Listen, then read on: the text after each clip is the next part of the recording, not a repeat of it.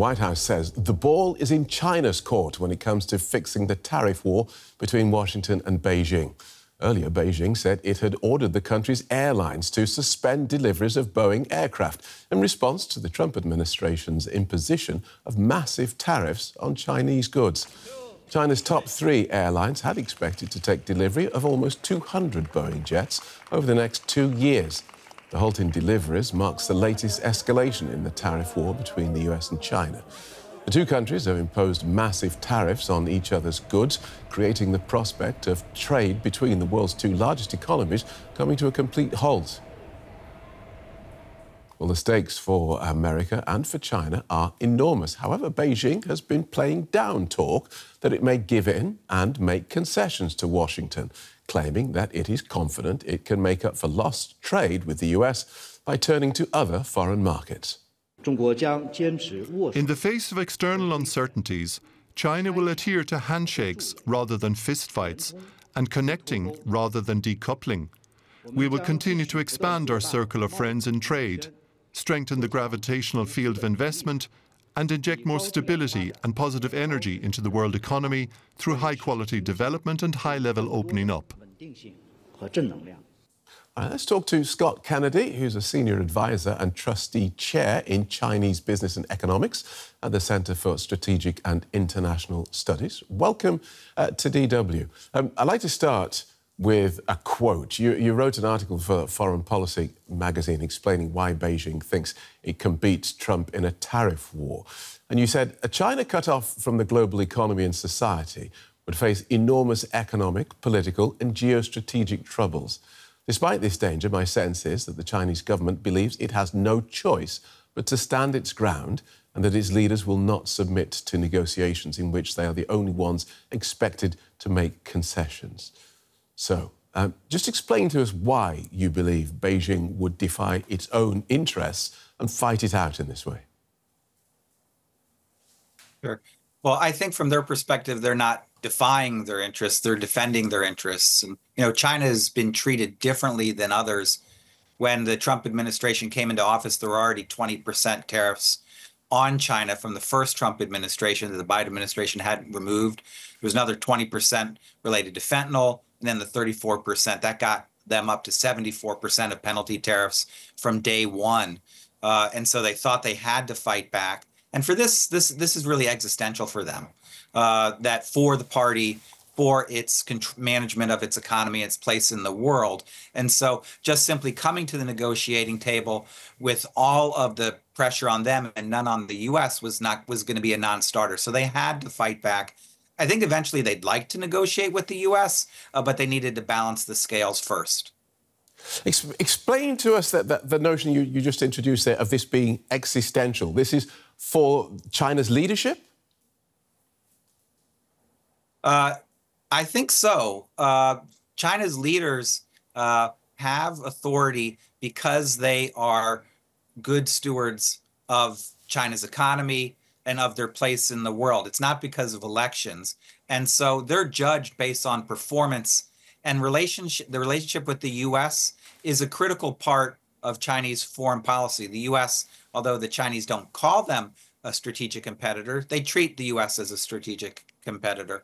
And so they need to stand their ground. And the Chinese have built up a whole variety of tools to stand their ground. They've improved technology. They're expanding their ties with others. They still have a lot of money in the bank for a stimulus. And so I think because of that commitment and because of the tools that they have, they're not going to back down very easily. But this notion of existential is interesting because from outside, where if you're not a China expert, the belief is that the leadership's control is absolute. So what would be the or else for this to be existential? If they don't beat Trump on this, what happens? Well, this is not just a trade war anymore. This is really much bigger than that. If China doesn't escape this and we get back to a world in which tariffs are lower and there's greater flow of trade and investment, then that's a big problem for China's economy. It is still dependent on the rest of the world for a large amount of its growth, for its innovation machine, for finance. And its connectivity to the rest of the world also is a way in which China helps manage some of its security tensions, including in the Taiwan Strait. It has a huge economic relationship with Taiwan and with others which flow through Taiwan. And so this matters a great deal. They aren't just simply going to come to the negotiating table with no cards in their hand, and we've seen that. And I do think eventually the two sides will sit down and look to reach a deal. And do you think we reach that point, the two sides sitting down, before or after we've reached the sort of scenario that makes you wake up screaming? I'm already not sleeping very well. I think there's still some escalation that could occur, although it would be quite worrying. We've seen in the past few days individual companies and their access to China and the U.S. markets challenged. You mentioned just before the case of Boeing. I think we could see the U.S. Retaliate and force American suppliers to COMAC, the producer of China's C-919, halt their sales to that company and stop China's planes dead in the water. We could go to financial sanctions of financial institutions, of pulling companies off stock markets, all of which would be pretty severe. But I think we're probably a couple months away. It's hard to say because sometimes things change on a dime and sometimes things last for a while. I think the biggest thing that we're going to wait to see right now is both sides are engaging in negotiations with others in that fight for the middle to see if they can outflank the other. So Washington is negotiating with a lot of European countries and Japan. China, Xi Jinping is in Southeast Asia this week. We'll see Chinese engage others in Europe and elsewhere. And then I think we'll see where things look like. And perhaps at some point, the two sides will then sit down. And as part of those external negotiations, China gets to present itself to the world as a reliable trading partner. And as you say, President Xi on this current tour of Southeast Asia, how is that message being received in Vietnam and Malaysia and Cambodia? Well, certainly you've described China's narrative that they are the stable, responsible international stakeholder. Of course, those that trade with China know that they are encountering a country that has massive use of industrial policy, lots of regulatory tools to restrict trade and investment in ways that benefit them.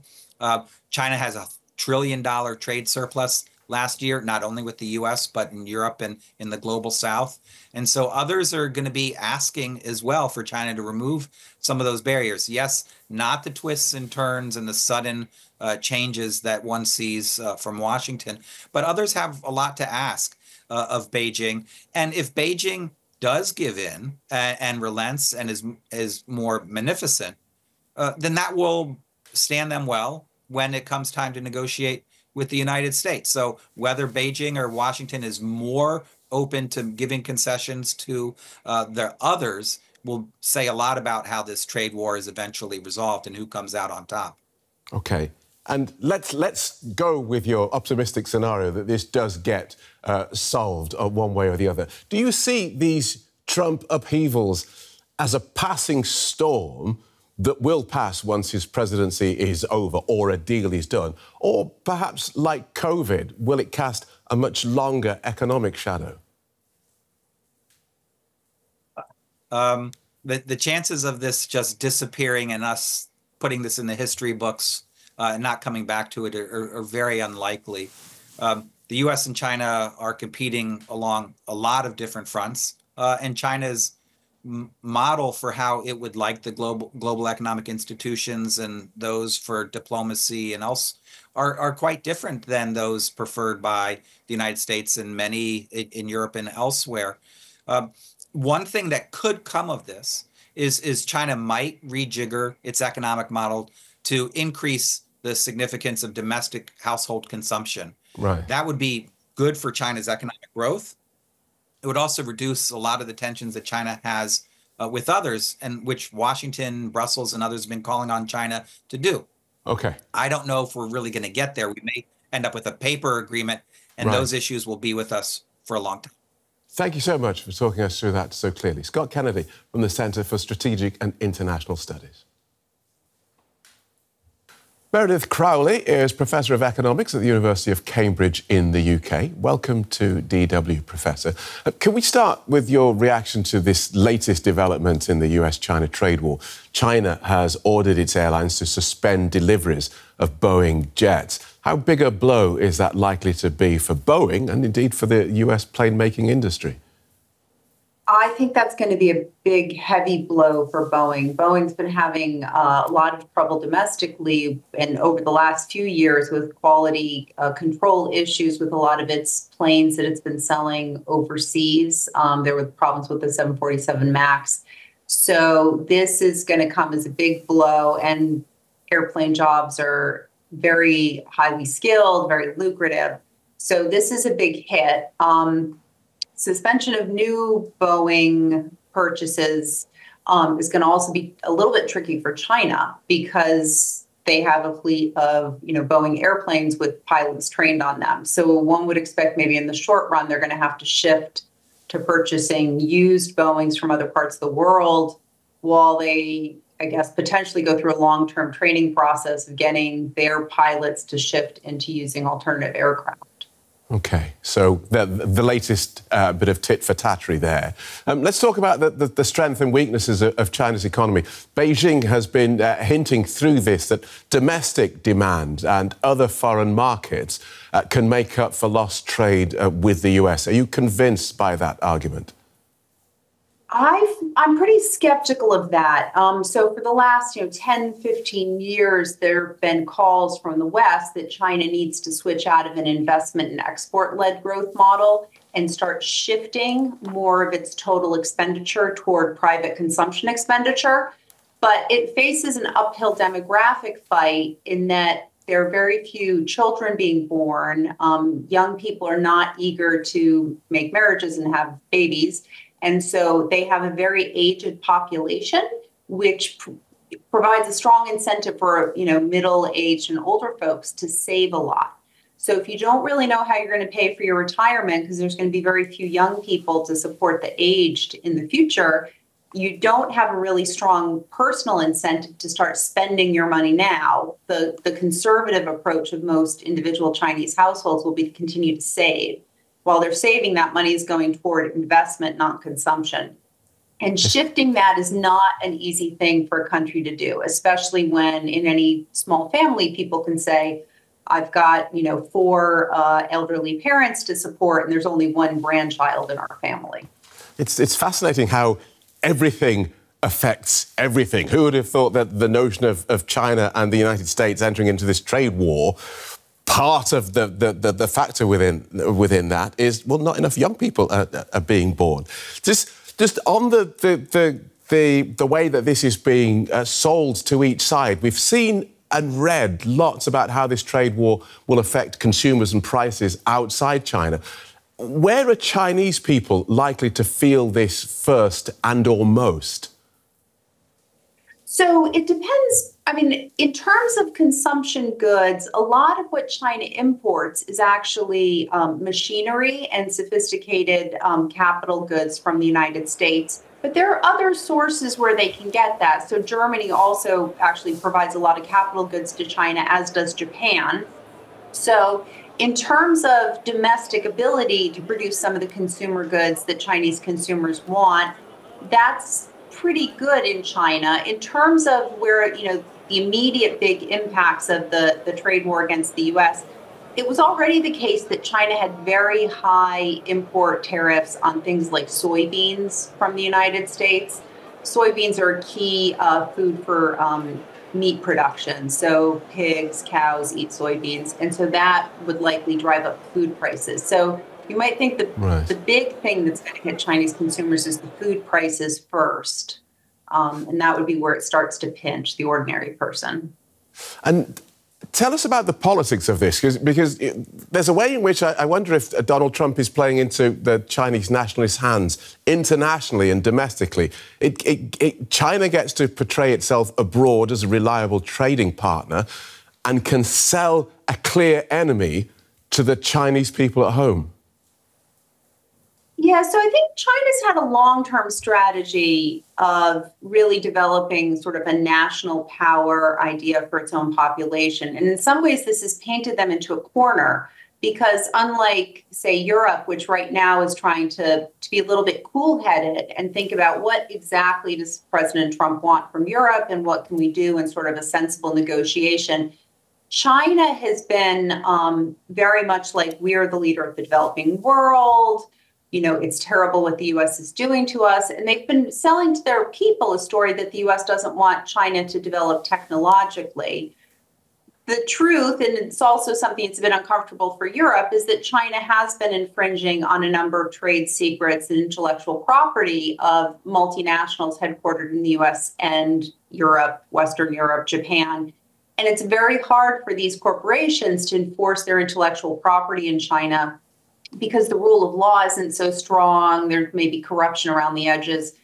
And so in some ways, China's been has been preparing for this and sort of preparing a kind of antagonistic response, but it doesn't give them the room to be a little bit more open-minded and say, okay, well, in some ways we benefit from a relationship with the US and we're going to do something sensible and we're going to try to have a productive negotiation.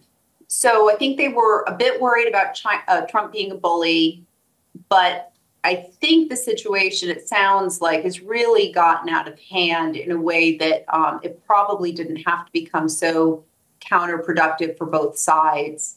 The trick is, what can the Chinese do if they want to dial back the rhetoric? They lose credibility domestically with their own populations in the attempt to, sort of gain some credibility with the Trump administration. So, well, could you answer the question that you put out there? How do they climb back down? How does each side climb back down without appearing to? So I think, a fundamental problem, and this is, I don't know if they need a third party to kind of step in and help them, in the sense this could be a role for Europe or for Japan or other sort of high-income countries. China has been portraying itself to its own population as this kind of leader of the developing world, and they've said that they prefer to do multi-party negotiations at forums like the WTO. The U.S. sees the WTO as a really ineffective place for achieving its aims and has been trying to go for sort of smaller agreements, and there were technology councils under President Biden. So possibly they could, try to say, well, we'd like to do a dialing back of some of this by maybe bringing the European Union, the UK, maybe a large middle-income country like Brazil into sort of a multi-party discussion and see if that could be a way to productively engage with the Trump administration. The problem is any multi-party negotiation seems to be exactly what President Trump doesn't want to do.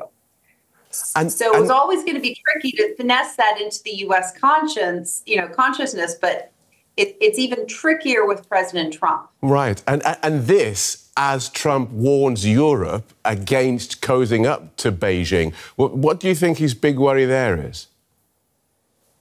So I think he's possibly just worried about, I think he has certain goals he wants to achieve in Europe. I think he's possibly just worried about Europe in some ways softening sort of the U.S. negotiating stance. So to the extent that Europe is now a market that if it stays open to Chinese goods as it is today, it could face very high rates of import growth from China at very low prices. So this could, in the short run, benefit European consumers with lower prices, but it would also, to the extent that China can shift its exports to other high-income markets, it would make the sort of negotiating stance he's trying to have against Beijing a little bit weaker. Because if China can find another place to sell some of its merchandise, the U.S. tariffs won't be as hard a hit on Beijing. It's a fascinating analysis, and we thank you for it. Professor Meredith Crowley from Cambridge University. Thank you so much. Thanks very much. Diplomatic ties upended. Markets shaken. Trump's tariffs have left entire industries uncertain about their future. But the Trump administration is adamant there is a plan that will work in favor of the U.S. Trust in President Trump. He knows what he's doing. This is a proven economic formula. Trump has offered a 90-day pause on higher tariffs on all countries except for China. The White House says the change, of course, was all part of the president's strategy to leverage for negotiations.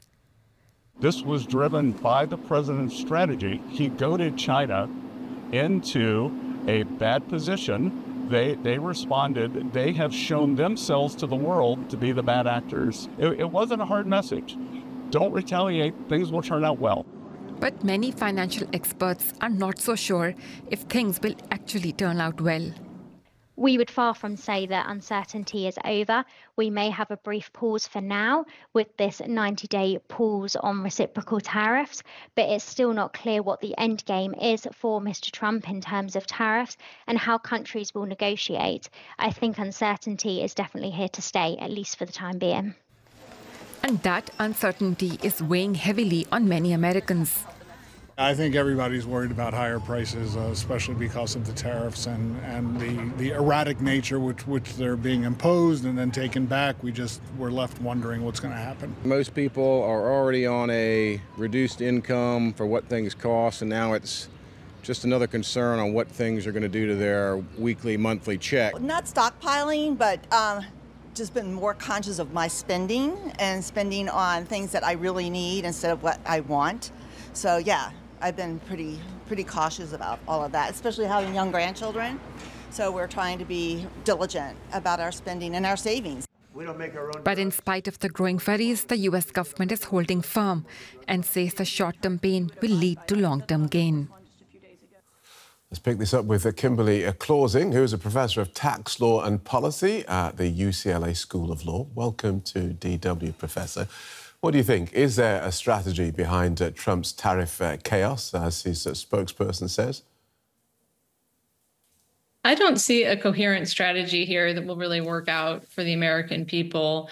Part of the problem is the really shambolic and disorganized way that the tariffs were rolled out. Even with respect to the China tariffs, it was unclear what the total tariff is, which industries it applied to, whether the carve-outs for electronics would persist or be temporary. And all of that creates not just huge costs for consumers, but a lot of uncertainty for businesses. If you're trying to figure out how to reorganize your supply chain in response to these kinds of policies, it's almost impossible to figure out. And so the danger is that companies just pause their activities and you end up with really no activity while everyone's waiting to see what happens. And yet we heard from the White House press secretary saying that this was a proven economic formula. Is it? Absolutely not. I think if there is a consensus among economists on anything, it's on this question, which is that this is a deeply misguided policy approach. The tariffs will be certain to cost households thousands of dollars, not just the China tariffs, but this 10% across the board tariff is a big tax increase. And so when you look at the net effect for a typical household, it's going to be thousands of dollars of additional tax. But even more important, perhaps in the short run, if we're thinking about the economy, is the effects on businesses. A lot of businesses rely on inputs that come from China and from other countries that we've now levied tariffs on. So they're going to see their competitiveness decline. They may not even be able to afford to buy the inputs that they would ordinarily buy. And this could lead to small businesses turning to bankruptcy, and it could raise costs and reduce competitiveness for even big firms. So this is really a deeply misguided, wrong-headed policy. OK, so amid the chaos and the reversals, one thing does seem to have remained constant, and that's the president's antipathy towards China. So it's interesting to see that he signalled that he's open to talk if China makes the first move. Can you see him backing down? This is a very difficult diplomatic situation for the two countries. I think the president and the people around him are perhaps underestimating China's ability to ride this out. China has the ability to sell their goods to other countries. They are capable of saving for a rainy day. There's certainly steps that they can take, such as fiscal stimulus, to offset the harms that would befall them. Whereas I think the United States is in a somewhat weaker bargaining position than the Trump administration is accounting for. Many of our businesses rely on these Chinese inputs. Many of our consumers buy things, ordinary things even like shoes and apparel, that might see really enormous cost increase. One calculation suggested that the cost of apparel might rise by as much as 2/3. That's going to create a lot of political pressure to rethink these tariffs. So in terms of how this ends, one possibility is the Trump administration simply backs down, but not necessarily rhetorically. They might claim a victory, whether there's one there or not, just to undo the damage that they're doing to both Americans' pocketbooks and to American businesses. I think the chance of getting major concessions out of the Chinese government is relatively smaller. But I think the worst outcome would be if both countries simply dig into this trade war, because that's going to put big pressures on the world economy, right, disrupting supply chains and hurting economic growth. And just a brief word on the bigger picture. The Trump administration has suggested that its tariffs have isolated China, even as the US engages in talks with other countries. Is that so? I don't really see that at present. You see China reaching out to build relationships with countries like Japan and Korea. You see some thawing of relationships between Europe and China.